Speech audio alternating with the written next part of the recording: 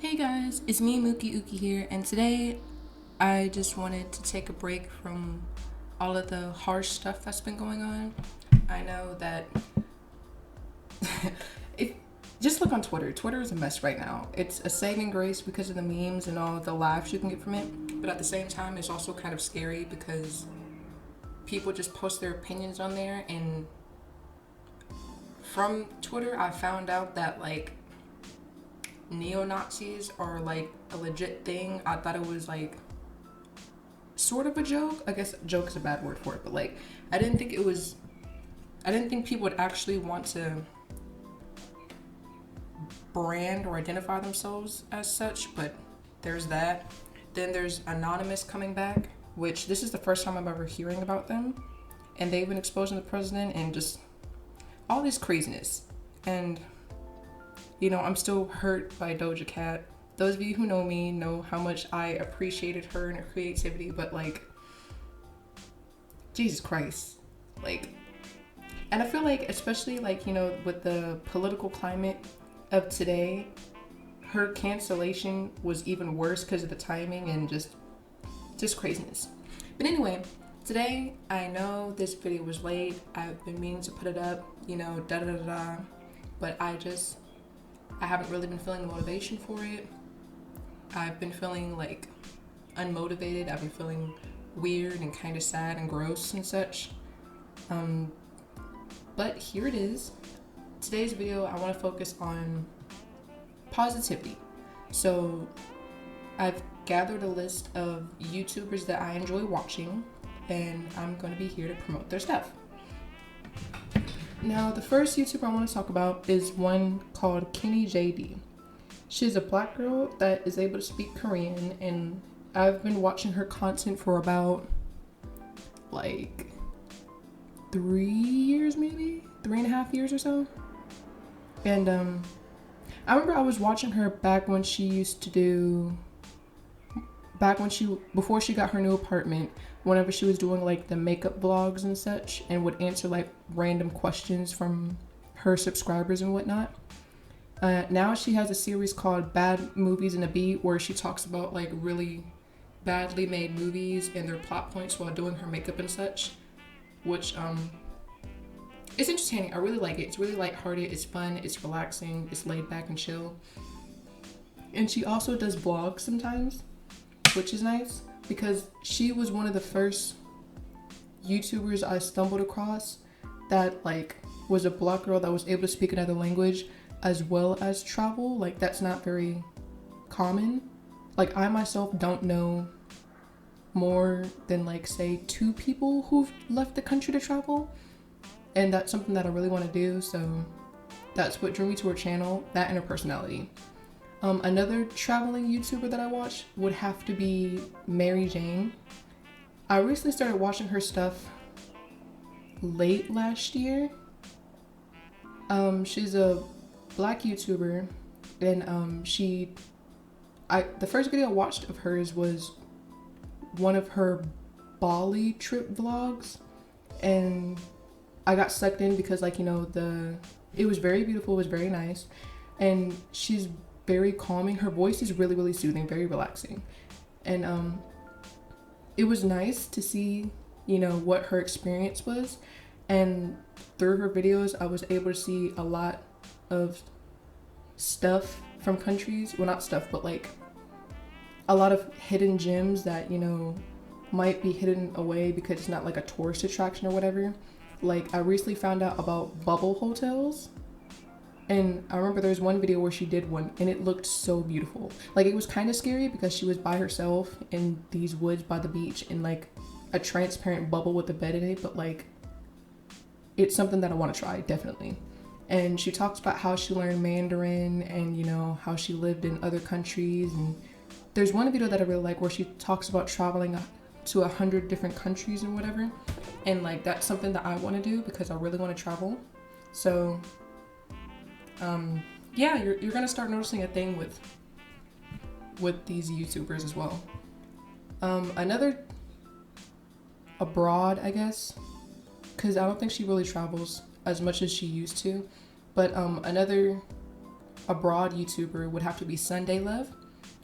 Her personality is more bubbly, more friendly. Not to say that the other two, Kennie JD and Maryjane, weren't, but she's more like, I don't know what a good word would be. Bubbly, kind of like a really good friend you haven't seen in a long time, you know? And her vlogs have like a relaxed but upbeat vibe to it. And I know that she works and stays in Japan now, and she uploads weekly, and she talks about different things such as whatever traveling or errands she might do throughout the week, her eating and dieting, her life. She might talk about anime that she's watching, and her experiences there. And I know recently she made a video where she talked about how she did her own acrylic nails for like $40, which I like getting my nails done, but it's also really expensive, so I might take her advice and just start doing it at home and save myself like $40 to $60 a month or so. Let's see. Another black YouTuber that I like, slightly switching gears, is Jackie Aina. Now, Jackie Aina, I feel like everybody should know about her. She's very outspoken, very classy. I like her personality, and I like how confident she is. Like, she's confident and classy, but she can still be goofy and have fun. She's very comfortable with herself, which is what I aim to be. And I also like that even before all this blew up on Twitter and it became trending and all that stuff, she was always outspoken and talking about, you know, how brands weren't very open to people of color, how they weren't appealing to all their customers. She talks about money that she's had to turn down because she doesn't like what the brand stands for and whatnot. And I like how she's using her platform and her voice to talk about the things that are wrong and what needs to be fixed and such. And the fact that she's so comfortable and confident with it, because I know a lot of people on their platforms haven't been saying anything lately, and I don't really know how to feel about it. Well, yes I do, that's a lie. I feel like if you're being silent, the only excuse I can give you is that you're still gathering your thoughts and you're trying to figure out how to say what you want to say. Other than that, then this is supposed to be a positive video, my bad. Back to YouTubers. Another one that I recently started watching is this girl from the UK called ItzKeisha, and she does commentary, and she's also a singer. I really like her voice. Her intro is one of her own songs, which I listen to on repeat. I love it. And she talks about things such as like TikTok users and how they're being ignorant or stupid. She talks about racism in different areas. She talks about her unpopular opinions, which some of them do surprise me, because whenever people do unpopular opinion videos, it's usually like very underwhelming, or it's really weird, like I don't like ranch on my salad, you know, silly stuff like that. But yeah, I really like her stuff. I've been binging a lot of her videos lately, and I want a tutorial on how she does like her hair, her makeup and stuff like that, because like every video she be serving looks and it makes me jealous. Another YouTuber that I really enjoy, while we're still on the topic of commentary, especially social commentary, would have to be a girl called IAmEloho. I've been watching her since like mid-senior year of high school, so about like 2 years maybe at this point. She makes commentary about things dealing with like racism within the black community, colorism and whatnot. And she's been doing this since the very beginning. She's very consistent. She's very confident, and I love how put together she is. I know that like recently she made a video where she was talking about say her name as well, and she pointed out the fact that like a lot of people were sometimes forgetting about the black females that were also victims of police brutality, and that whenever it was brought up, sometimes it would be shot down, and how that, you know, how we need to take into account that instead of just saying, you know, black men are victims of police brutality, it's black people. and I'm not doing it justice. I'll link the video down below. She explains it a lot better. But it was something I hadn't really thought about before. But now that I think about it, whenever the Breonna Taylor situation was going on, I remember it was like back to back to back. Like I found out about the Ahmaud Arbery case. I watched the video. I was shocked by it. I was sharing the video and trying to educate other people. Then there was the George Floyd situation. I remember briefly between those, I heard about Breonna Taylor, but I didn't get too many details about what happened with her. I just remember seeing her picture float around a few times, and then it seemed to get like pushed aside in a way. And then when I actually went back and looked at all the women who lost their lives due to police brutality and whatnot, I could only give you about like 2 names maybe. And even then, just because I knew the names didn't mean I knew anything about what happened in the case at all. I didn't know how they died. I didn't know what happened, anything like that. And I had to reevaluate myself because I thought that, you know, I thought I was the exception, and that like I knew that police brutality happened to women too, but like this kind of put into perspective, like if it wasn't for the news, I wouldn't know about it. So I need to do my own research, which I've been doing a lot lately. And it kind of puts me in a bad mood, in a really weird mood, which means I don't really want to do much, but I'm trying to get back into a regular cycle of doing my usual activities, like, you know, working on my languages. I recently started on an animation tutorial. I might do an update or a live stream about that later on. I don't know. If you'd like to see that, let me know. Let's see. We're back on YouTube. Another commentary YouTuber who does it in a more comedic fashion would have to be Tre Melvin. I was introduced to Tre Melvin like my sophomore or junior year of high school by a friend of mine, and he has a lot of characters, let me put it like that. One of the characters is Watermelon Drea, the most common scene, and at first I just watched him, you know, for shits and giggles, you know, because he was funny and whatnot. But one thing that did stick out to me was that despite how funny and like goofy, over the top he may be, whatever he was joking about was a real issue, and it did sort of start a conversation about important things.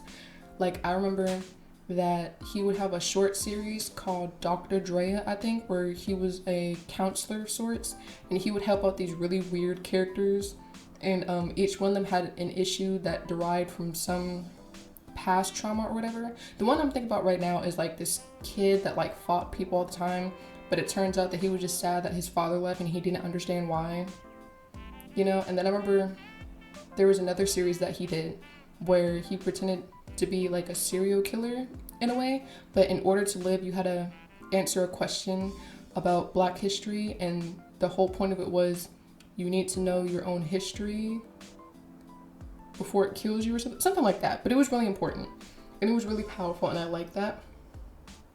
And I know it had me thinking that like a lot of the stuff he mentioned in the Black History Month bit I didn't even know about, and that kind of reaffirmed my belief that like a lot of schools aren't going to talk about important Black history because it makes them look bad. Just Jesus Christ. Take me back to high school and middle school whenever they tried to tell us that like Malcolm X was bad and that like the Black Panthers and the Nation of Islam, was it the Nation of Islam or the Fruit of Islam, one of them, were aggressive and were bad and were terrorists or whatever. I remember I got in trouble in class one day because I think it was my sophomore teacher, the one I talked about in my last video, where we were talking, or we were reading something, and she was going on and on about like, you know, how they were just so aggressive and why didn't they do like Martin Luther King, and like it popped, what I said next popped out of my mouth before I realized I had the thought. But I remember I just said like, well, if y'all like if y'all like Martin Luther King so much, why did y'all kill him? And the whole class got quiet and I got sent to the office for saying something inappropriate. So yeah. Even though it was really weird because I went down to the office and like, and her class was the last class I had of the day, so I just sat in the office for a little bit, then left, got my stuff, and walked out the building, and nobody said anything because I'm a good student. Like, I never did anything I wasn't supposed to. I never had anything I wasn't supposed to. I only ever got detention twice. The first one was in freshman year because my shirt was untucked, and the second one was my senior year because I fell asleep during capstone because it was boring. That should show the type of student that I am. As for now, like, that's all the YouTubers I have on my list at the moment that I watch on the regular and look forward to their content. I know that some of them, because of, all the outrageousness with Black Lives Matter, and then you have people retaliating with Blue Lives Matter, and K-pop stans flooding the White Lives Matter, just all this craziness. Some people haven't been feeling the motivation or the desire to really make or do anything, which I completely understand. So, like, they might not have posted for a while, but you can still go and watch a lot of their older stuff. Back when times were peaceful, I guess. That's really all I have to say. Take care of yourself, be smart, be safe, be thoughtful, be considerate, be careful. If you're gonna go protest, make sure you bring the necessary items like a face mask and the necessary protections, and let's not loot places. Speaking of protests, I remember I went to a protest last Sunday with a group of friends, and it was very peaceful, but I was paranoid the whole time because we were going to my state's capital, and on the way there was an instant people were chanting, were having fun. Well, not fun per se, but like it was a very passionate atmosphere. And as we were heading up there, we saw 2 military cars. I don't know the technical term for it. It was military-ish. It wasn't a tank, but it was like a truck. And there was like soldiers standing there. And I got kind of nervous. And then we found out that there were snipers on the roof across from the Capitol building. And that just made me really nervous, especially whenever music started playing and they started playing like F the cops and stuff. And I was like, these people are looking for any excuse whatsoever to start shooting, and I don't want to be in the midst of it. But there wasn't an issue. Nobody argued with anybody. Nobody fought with anybody. But because it was peaceful, there wasn't really like a lot of news coverage over it. Like, I know one of the leaders, I guess, had to go and like ask for a news reporter to come and record him because like there was news reporters there, but they weren't like recording anything because nothing was happening. But as me and my group of friends were walking back to the car so we could go and get food, we heard that apparently like there was a second wave coming in, that there was white supremacists, and this group was looking rowdy and all this stuff. But they said nothing about the peaceful protest that just took place. That was much bigger. Just crazy. Just be careful and be smart. Make sure to check in with your friends. If you feel like you can't talk to your friends about these racial issues that are affecting you or your friends or family or whatever, then maybe they weren't your friends to begin with. They didn't see you as a black person until it mattered, whenever it came time to prove who was and who wasn't racist. Their silence says it all. I've already had to cut off people. I've already set the tone, set the bar for people. And I know there are people that are kind of seeing the true colors of some friends right now. And I know that it probably hurts and you probably are holding on to good memories. But sis, if it's just now that, if your blackness makes them uncomfortable, then it's time to just let them go. Because those are the people that weren't really on your side to begin with. But I'm not gonna get too passionate here.